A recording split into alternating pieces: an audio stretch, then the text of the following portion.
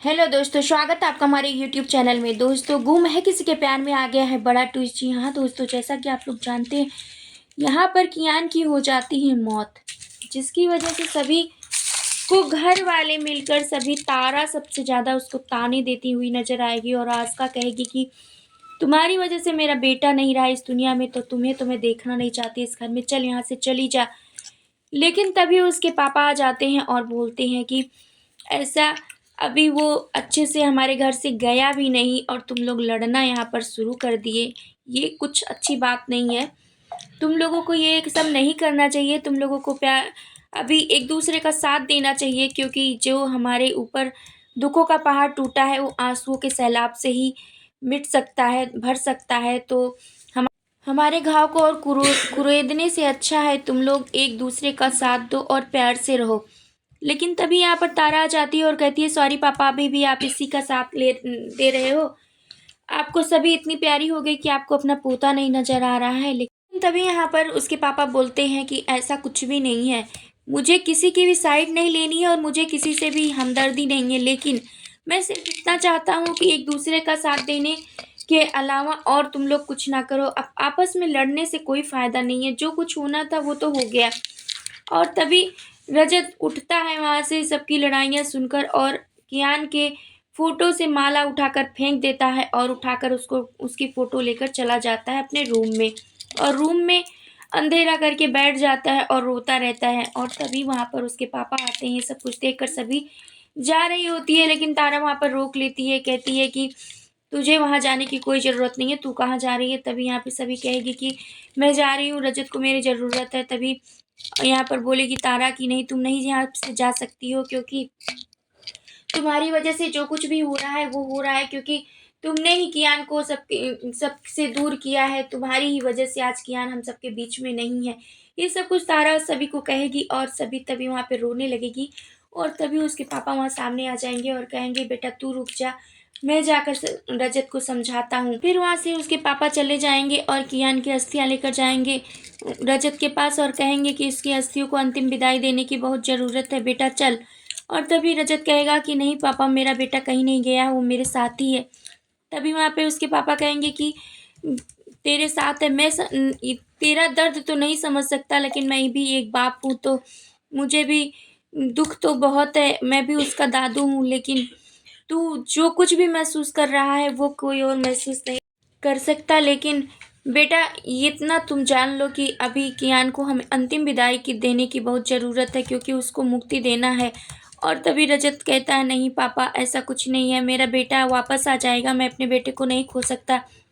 लेकिन उसके पापा कहेंगे कि नहीं बेटा, अब जो हकीकत है वो तो हमें मानना ही पड़ेगा। और उसके पापा उसको लेकर जाते हैं कहीं पर अस्थियां विसर्जित करने। और इधर आस्का को नजर आता है कि कियान के साथ मैं पतंग उड़ा रही हूँ। और तभी वहाँ पे आस्का कहती है, बेटा देख ऐसे पतंग उड़ाते हैं। वैसे तभी कियान वहाँ पे उसको ऐसा सुनाई देता है कि कियान कहेगा कि मैं जब बड़ा हो जाऊंगा तब मैं पतंग उड़ाऊंगा, अभी तो मैं बहुत छोटा हूँ।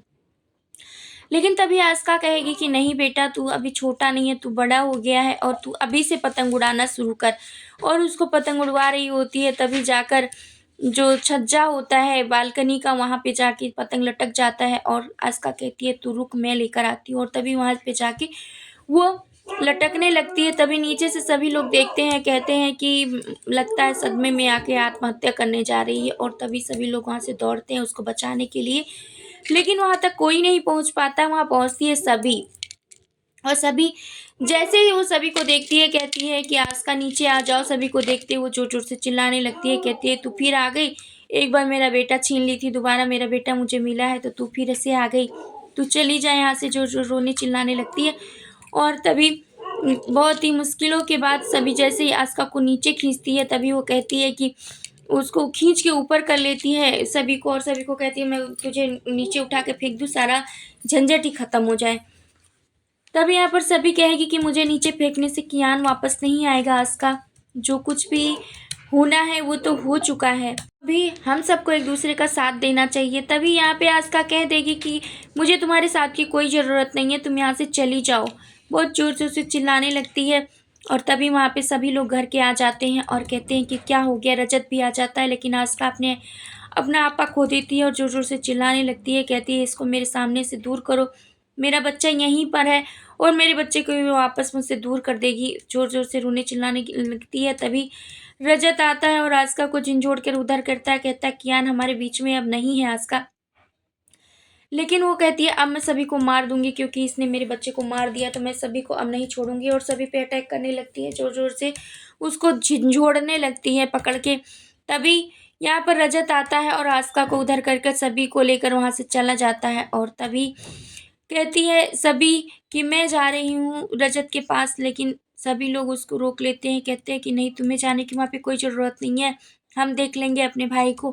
और तभी लेकर आती है सभी पानी जयश्री के लिए और कहती है कि मम्मी जी आप पानी पी लो, आपके लिए आज का दिन बहुत भारी था, आपका बीपी बढ़ जाएगा। तभी यहाँ पे ज़ोर से चिल्लाती है भाग्यश्री और कहती है कि तुझे पानी की पड़ी है, तूने मेरा पोता खा लिया, अब तू मुझे पानी मत पिला, तू दूर हो जा मेरी नज़रों से और तू कभी भी मेरे सामने मत आना, नहीं तो मुझसे बुरा कोई नहीं होगा। तभी रजत को जैसे सभी देखती है कहती आप तो मुझे बताओ क्या बात है, आप तो तब से मुझसे बोल नहीं रहे हो, आप तो मेरा साथ दोगे ना, आपको तो पता है ना मैं ऐसा कुछ भी नहीं कर सकती।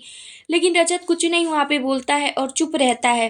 तभी रजत को झिंझोड़ के सभी पूछने की कोशिश करती है, अब आप होश में तो आओ, कम से कम मेरा साथ तो दो, आपको पता है ना मैंने ऐसा कुछ भी नहीं किया है। लेकिन रजत नहीं कुछ बोलता है और भाग्यश्री उसका हाथ पकड़ती है और उसको खींच कर दरवाजे के बाहर कर देती है। जी हाँ दोस्तों, भाग्यश्री यहाँ पर सभी को घर से बाहर निकाल देगी और कहेगी कि आज के बाद तेरे लिए इस घर का दरवाज़ा हमेशा के लिए बंद हो गया। जब मेरा पोता नहीं रहा अब इस घर में तेरी वजह से, तो तू इस घर में नहीं रह सकती है। तू अब चाहे जहाँ जा, तेरी मर्ज़ी। अब तेरा हमारे घर से कोई भी रिश्ता नहीं है। और अब यहाँ पर देखना ये इंटरेस्टिंग होने वाला है, क्या अब सभी रजत की ज़िंदगी में वापस आएगी? सई की मम्मा वापस बनेगी या होने वाला है अभी शो में कोई बड़ा ट्विस्ट? और रजत देखता हुआ भी सभी की तरफ देख रहा होता है लेकिन कुछ नहीं कहता है और तब भी सभी कहती है कि रजत आप मम्मी जी को समझा लो क्योंकि मैंने ऐसा कुछ भी नहीं किया है, जो कुछ भी हुआ है अनजाने में हुआ है, गलती से हुआ है, क्योंकि मैंने कुछ नहीं किया था वहाँ पर। वो अचानक से कियान गायब हो गया था और तभी कहेगी सभी ये भी कहेगी कि जिस जो भी इसका गुनहगार है कियान का, मैं उसको सामने सबके लाकर रहूँगी, लेकिन तब भी उसकी बात कोई नहीं सुनता है और उसको घर से बाहर निकाल देता है। लेकिन वो दरवाजे पे ही खड़ी रहती है और वहीं पे रोती रहती है खड़े-खड़े, वो वहीं पे बेहोश भी हो जाएगी दोस्तों, लेकिन कोई वहाँ पर नहीं आने वाला है। रजत और दरवाज़ा भाग्यश्री बंद करके वहाँ से चली जाएगी।